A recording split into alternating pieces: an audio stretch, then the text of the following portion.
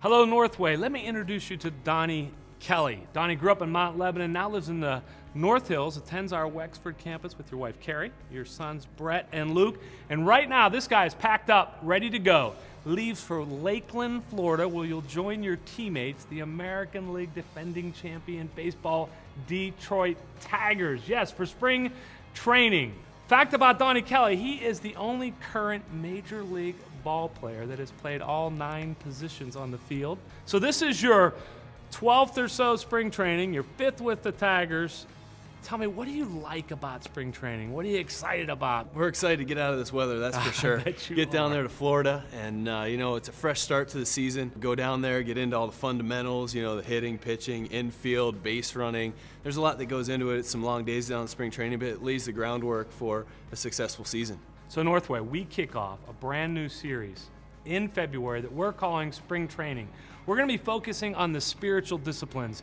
What's a spiritual discipline? It's any type of training that you do that deepens your faith or your relationship with God. So we're going to dig in hard to these spiritual disciplines while these guys are down in spring training getting ready for the upcoming baseball season. So what are some of the spiritual disciplines that you dig in to keep your faith strong during the season? There's a lot, especially in baseball being such a game of failure. You're dealing with the ups and downs every single day, and digging into the Word, prayer, quiet time, just really having that time with God yourself, and then also fellowship, guys on the team, getting into a good Bible study that we have at home and on the road. Northway, Easter comes very early this year. It's at the end of March. Do you know what the day after Easter is? Home opener. Pirate home opener, day after Easter. It's like a national holiday. So as a church, what do you say that by Easter, let's say, that we get serious about these disciplines, that we get maybe deeper than we currently are right now with God by then. So, what do you think about the Pirates? Any inside scoop for me? Well, How do you think we're going to do this year? year? The fact that my brother-in-law plays for him, Neil Walker, I root for the Pirates being from Pittsburgh. Wait a second, your brother-in-law is Neil Walker, Pittsburgh Pirates, well, I'm glad Pittsburgh kid. I'm glad you introduced me today as Donnie Kelly, because most of the time I get introduced as Neil Walker's brother-in-law.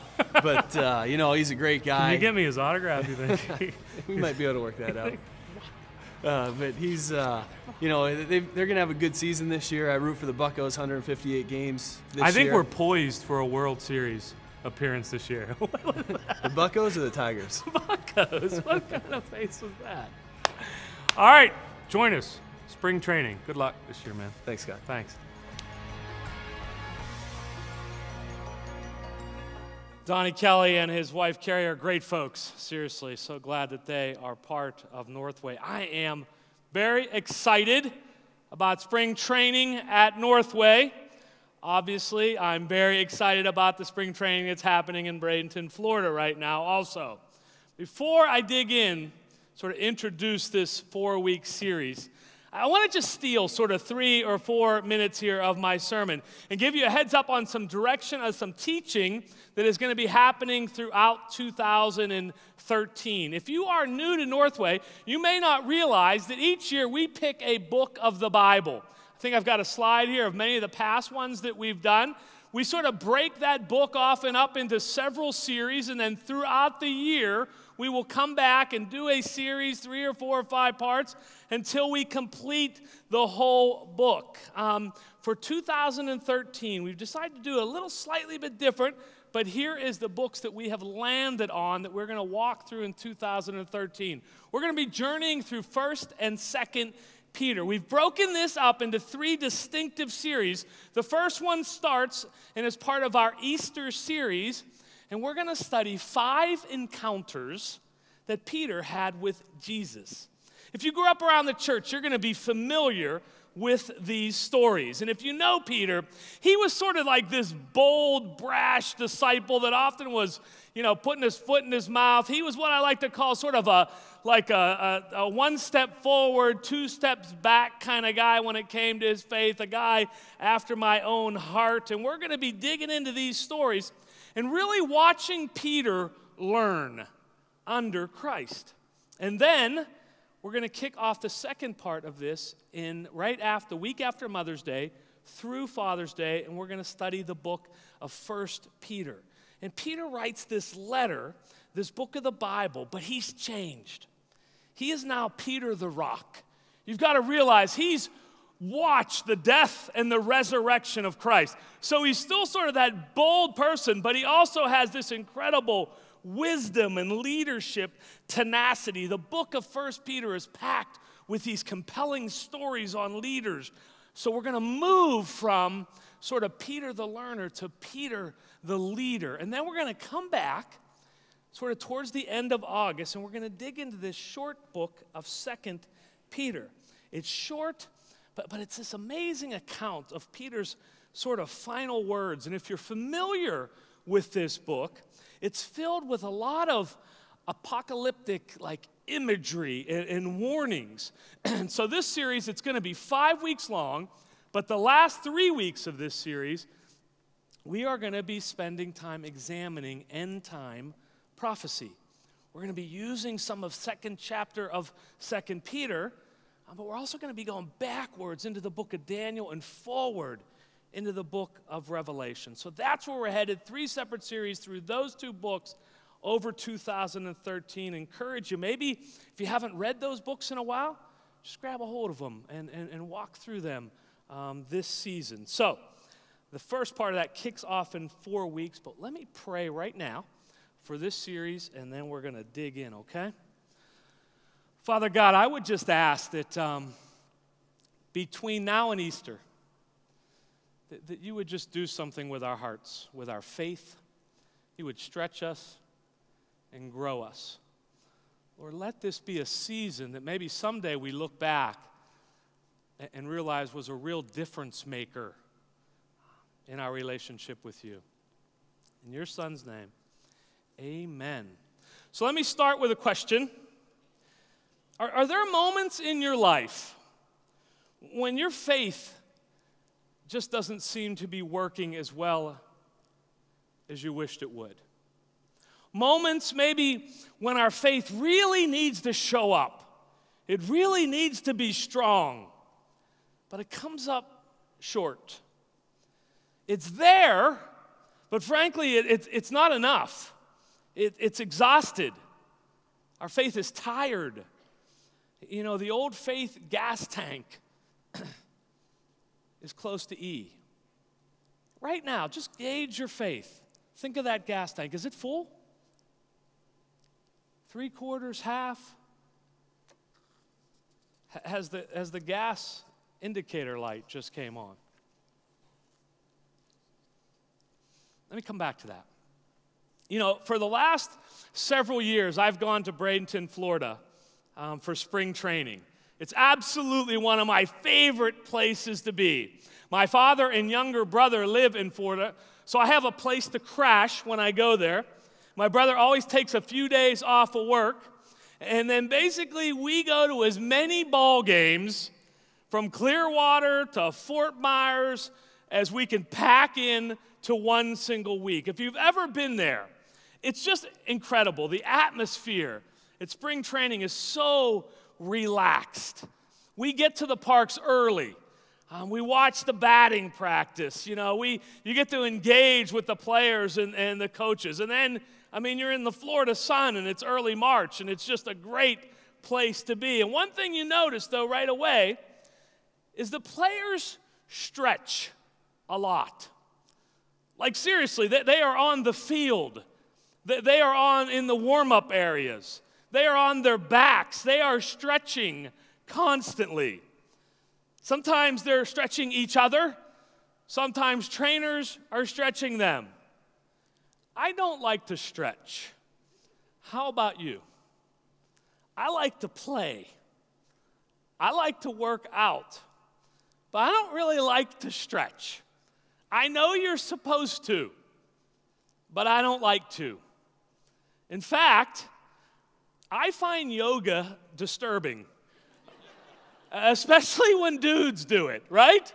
Girls, you know, okay, I guess, but when I see a guy putting his leg up over his head, it just makes me uncomfortable. I pull a groin muscle just watching it sometimes, right?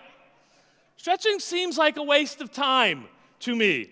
It takes away from the real workout that you're supposed to be doing. In fact, I sometimes think if you're going to play basketball, the first game of basketball that you're going to play that day, that's stretching, right? If you're going jogging, just jog slow for the first few minutes. and that'll be stretching. If I'm going to lift that day, then maybe I'll lift light weights for a few minutes, and I'll count that as my stretching. That way I'll feel like I stretched, but I didn't have to waste any time stretching. Now, I know the theory, because I know someone's going to come up to me afterwards, so let me just say this. I know that if you stretch, you'll be a better athlete, that you'll execute better, that you'll avoid injuries. I hear all that, and I believe that, but I rarely stretch, okay? Attempting to get you to stretch is a big part of this series that we've entitled Spring Training. I can assure you there will be a time in your life when you are going to need a faith that has been stretched, or a dear loved one of yours is going to need a time for your faith to have been stretched to help them through something. There will be a tough time. There will be a time your faith needs to execute. And you do not want it to come up lame. There will be moments in your life where you're going to need your faith to jump high, to change directions quickly. And if your faith is not stretched out, you're going to pull a faith, groin. I just said groin twice in the first 10 minutes of the sermon. That's quite amazing. My father-in-law once was taking his wife to what I know he meant to say, the gynecologist, but he said the groinecologist, and I just, to this day, every time I hear the word gynecologist, I just giggle. Okay, where was I here? If your faith is not strong in these moments, I've seen sometimes you do one of two things. One, you're going to move off the playing field, quietly probably. You may say it to yourself. You probably won't say it out loud, but you're just going to say, I can't handle this. My faith is not strong enough. Or you're going to do something that I'm going to term loser's limp. What is loser's limp? Have you ever watched a football game, maybe a college game, high school game, or even a pro game, and the wide receiver puts a move on the defensive back, and he has gone down the sideline. He is hit with a pass, perfectly in stride. The defensive back is right sort of behind him. And as soon as it's realized that this pass is going to be caught and he's going to be heading to the end zone, the defensive back will do like the pull up, right? Grab the hammy. It could be flipped around where the wide receiver is wide open going down the sideline. The quarterback hits him with a pass, perfect in stride, and boom, he drops it. And then he's like, oh, I'd have caught that if I wouldn't have tweaked that hammy, right? You see this sometimes in athletics. You see this all the time with kids, don't you? You ever watch kids play anything? I mean, they are always pulling up with loser's limp. A pitcher throws a fastball by them and they got something in their eye. They get beat on the basketball court and their ankles hurt. They'll come off the court telling you, I hurt my arm, but they're limping. And I'm like, dude, why are you limping? You hurt your arm. It's loser's limp, right?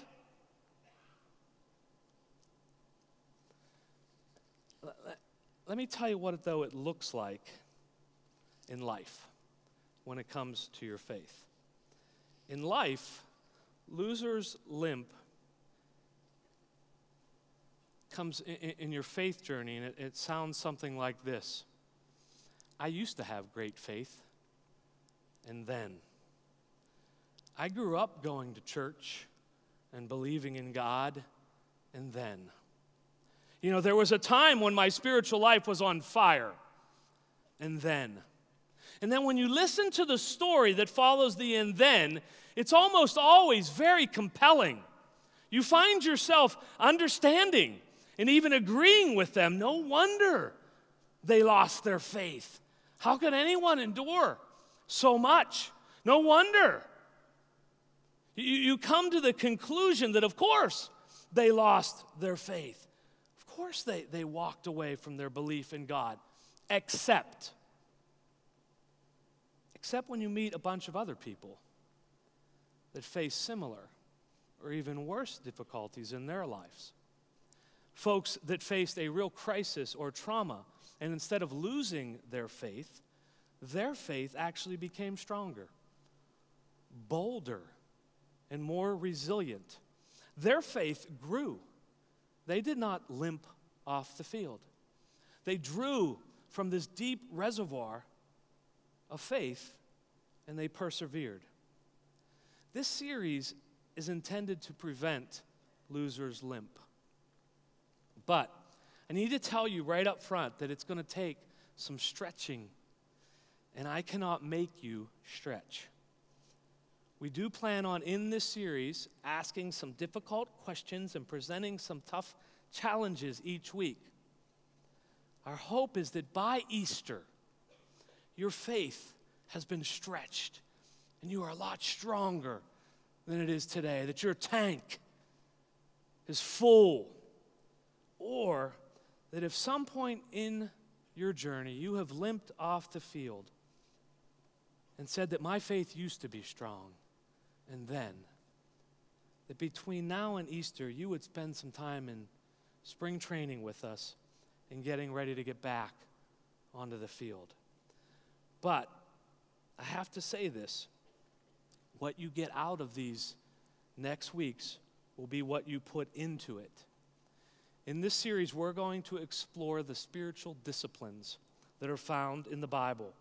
A spiritual discipline is a form of training that strengthens your faith and brings you closer to God. It is something that you do, not that someone else does for you. You know, I once heard the term discipline defined as delayed gratification. I've always liked that. Discipline is something that you do now in order to receive gratification from later. Simple, right? You know, if you want to lose 20 pounds before the summer, you need to be disciplined now so that you're gratified with the way you look on the beach in June, right? Delayed gratification. Spiritual disciplines are something that you do, that you go about doing now, so that when your faith is called upon, it will be ready. So I'm going to start with a very tough question, but it's not my question. In fact, this question is 2,800 years old. It's from the Old Testament book of 1 Kings, chapter 18, verse 21. And Elijah came near to all the people and said, "How long will you go limping between two different opinions? If the Lord is God, follow him. But if Baal, then follow him."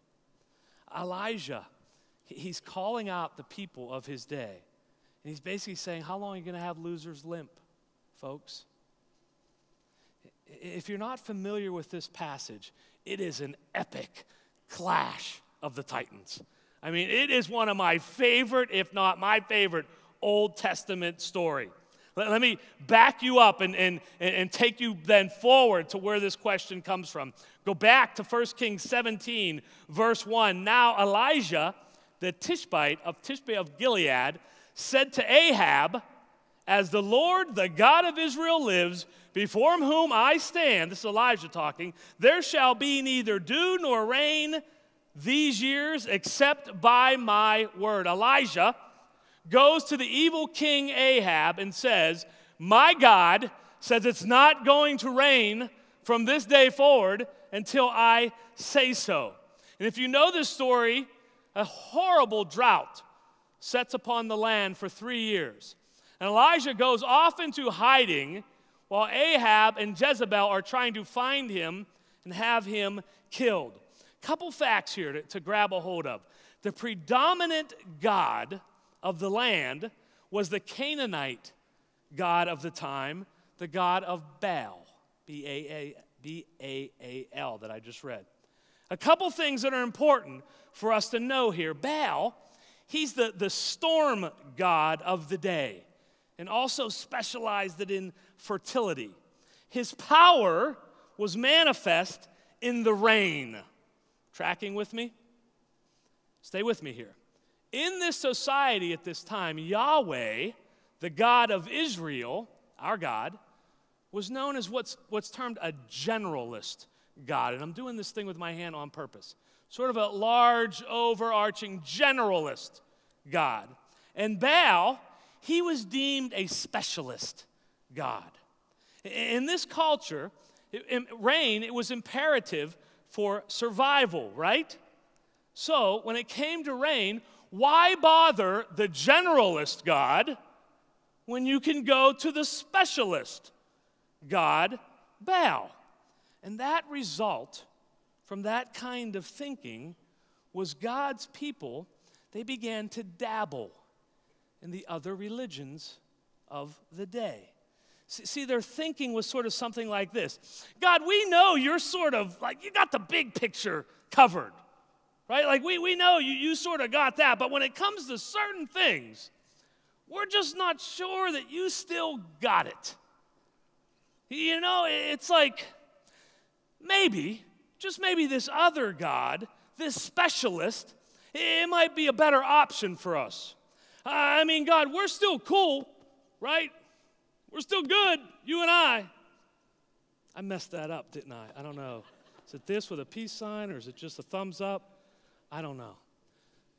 But God, we're still good, but when it comes to rain, you know, this dude Baal, he seems to be a little more with it. So Elijah, after 3 years of the drought, he goes and confronts Ahab.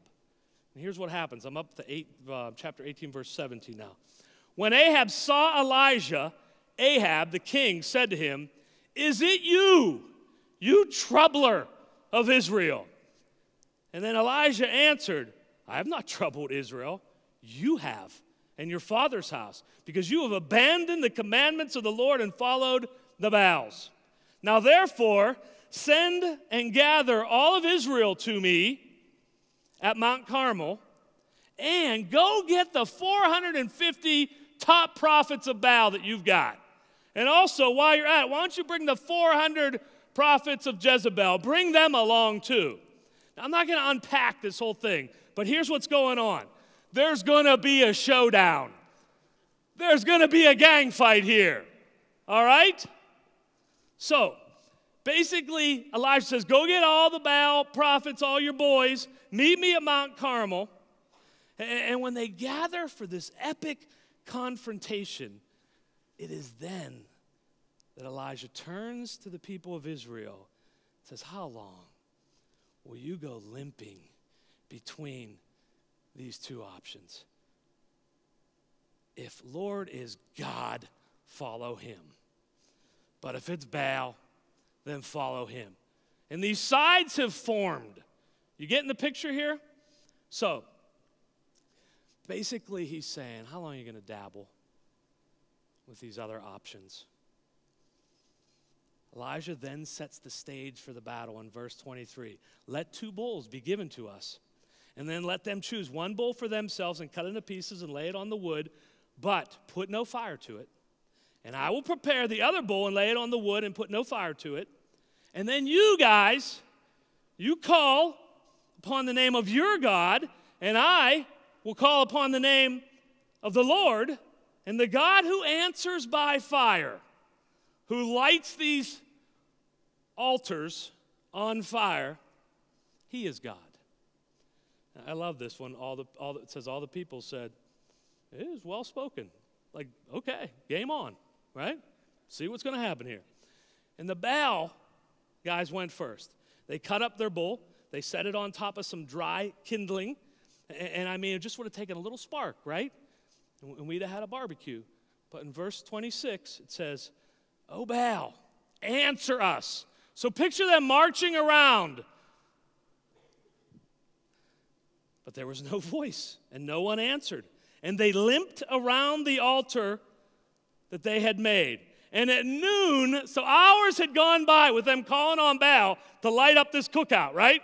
Nothing's happening. And at noon, Elijah mocked them. I just love this. He said, cry aloud. Go ahead, guys, come on, cry aloud, for he is God. I don't know what's going on here. Either he's musing, and then it says this right in the Bible, or he is relieving himself. Or he is on a journey somewhere, or perhaps he is asleep and must be awakened. Elijah's taunting them while they're doing this. Then Elijah calls the people of Yahweh close. And he cuts up his bowl. He lays down stones. He puts firewood on top of it, puts the bull on top of it. And then he says, dig a big trench around this. And he calls for 4 gigantic stones of water, and he pours them on top of the bull and on the wood and on the stones, and it starts to fill the trench. That's not enough. Give me 4 more jars of water. Wait, that's not enough. Give me 4 more. And it says that the offering is dripping wet. The trench around it is filled with water. And understand that this battle is on Baal's terms, right? He got home field advantage. Mount Carmel was his place. All right, he's got that. This was his specialty. He's the thunder god, the storm god. He certainly should have been able to handle this. He got to go first. His wood was bone dry under the offering. And there were way more of the Baal prophets than there were of the Israel team there that day. And in verse 36, Elijah says, "Oh Lord, God of Abraham, Isaac, and Israel, let it be known that this day that you are God in Israel, and that I am your servant, and that I have done all these things at your word. Answer me. O Lord, answer me, that this people may know that you, O Lord, are God, and that you have turned their hearts back." Then the fire of the Lord fell and consumed the burnt offering, and the wood, and the stones, and the dust, and licked up all the water that was in the trench. And when all the people saw it, I guess so, they fell on their faces and said, "The Lord, He is God. The Lord, He is God." And you know, that story is not unlike what some of us are doing today with our Christian faith. You know, we accept what we like. But there's some of these specialty things, you know, we want to discard or ignore or turn to a god of the world in those situations. We're limping around an altar that is not of God's making or calling, and we're asking for some form of help that is not of God's design for our life. And when things get tough, or there's a drought in your life, or when your faith really needs to show up, or a loved one desperately needs your faith to be strong enough to show up for them, we have an empty tank. Why? Because we have spent our time dabbling in the specialties of the world and not focused on training our faith. Let me just ask you, are you exhausted from limping? Are you quite aware that your faith is not as strong as it should be right now? In all reality, would a gust from a tough situation or trauma or crisis blow you off your faith journey? Just be honest with yourself. Are you tired of sort of straddling the fence when it comes to your faith? Are you tired of being lukewarm when it comes to your faith? Follow me on this line. There is an immense difference between training to do something and trying to do something. Let me explain what I mean.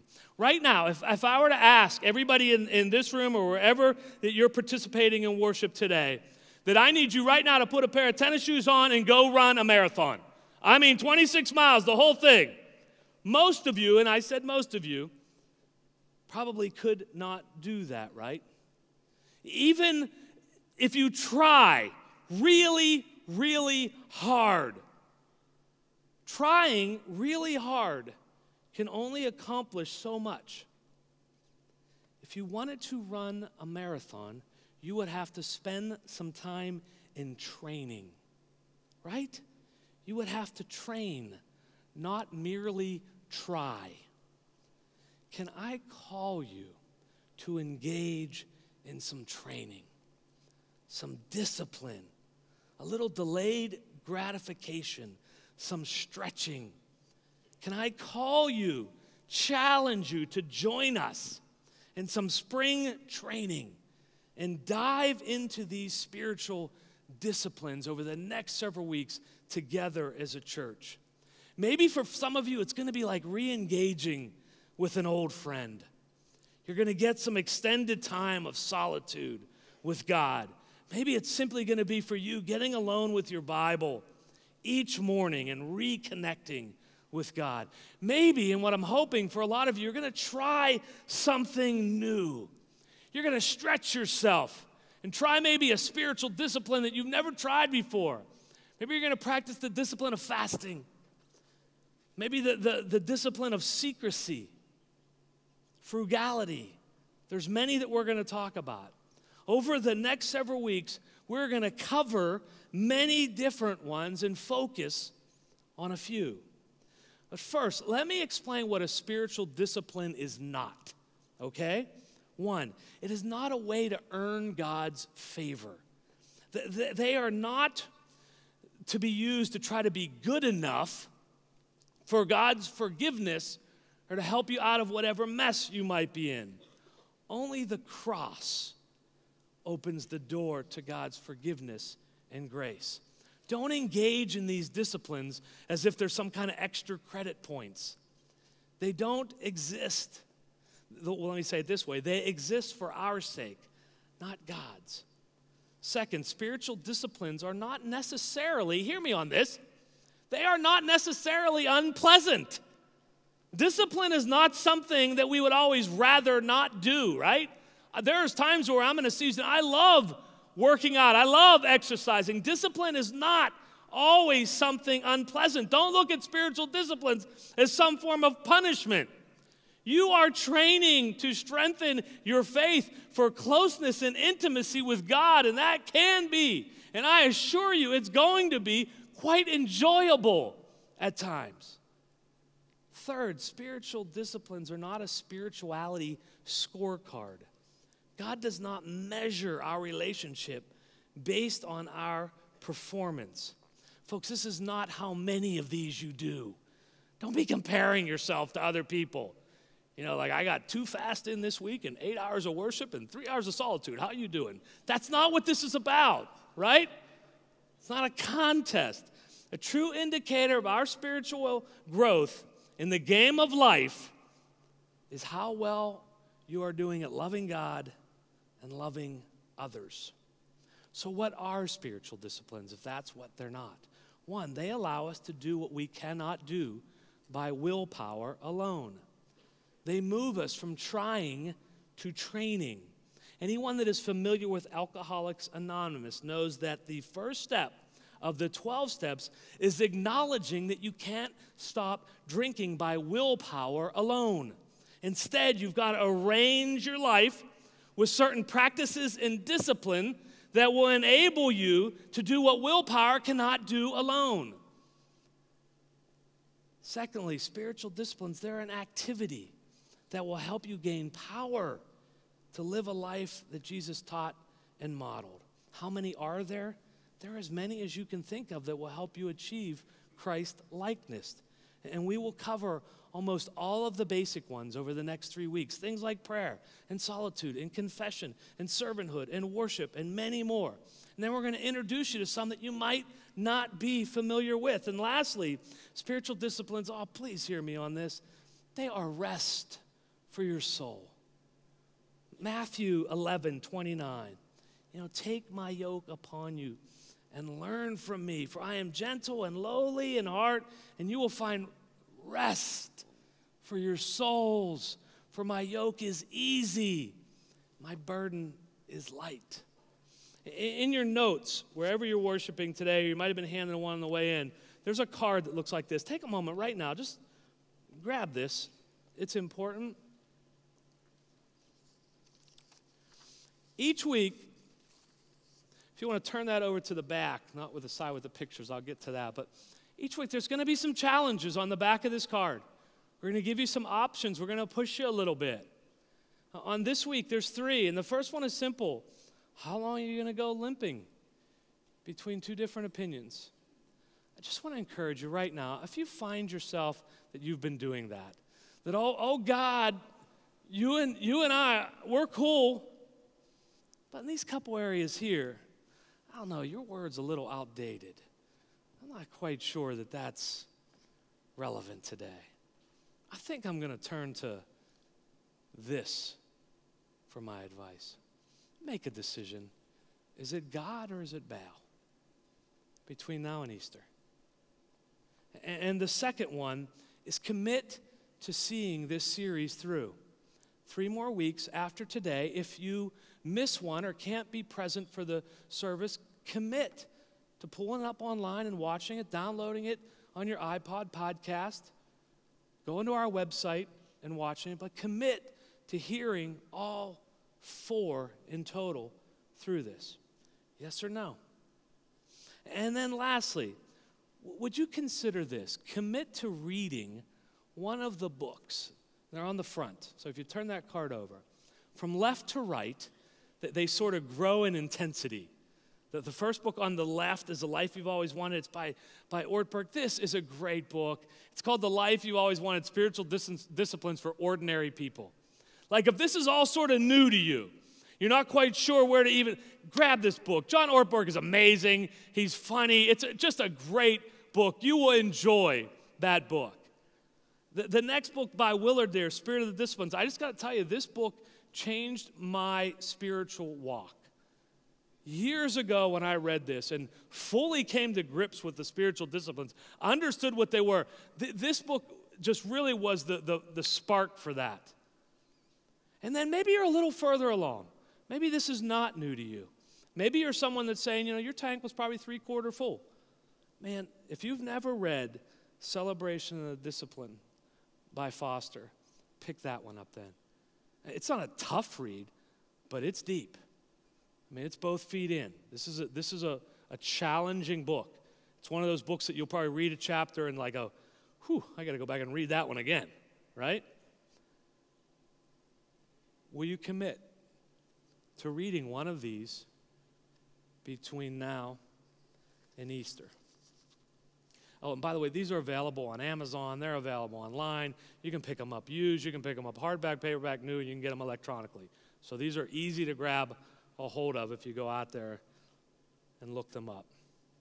So back where I began. Are there moments in your life when your faith does not seem to be working? Folks, what say we do some stretching together in the coming weeks? That same God who blew up that altar, that power is available to you. Our God's not off musing himself. He does not need woken up. He is not in the John. He's available. He is available to you today. Let me say something. This isn't going to be a real flashy series. This is an elephant in the room. It doesn't have any big catch tags or, the takeaways aren't going to be go on a mission trip or, No, they're going to be pray. Get a half a day and get some quiet time. Figure out what worship looks like in your car, in your home. Look at some of these disciplines that maybe you've never taken a peek at before and dig in and see maybe God wants to do something with me while I engage in them. Folks, as a church and as a group, if we get serious about this over the next several weeks, by Easter, you will be changed. You will be changed. You will know God in a different way. If your tank is a 1/4, it's going to move.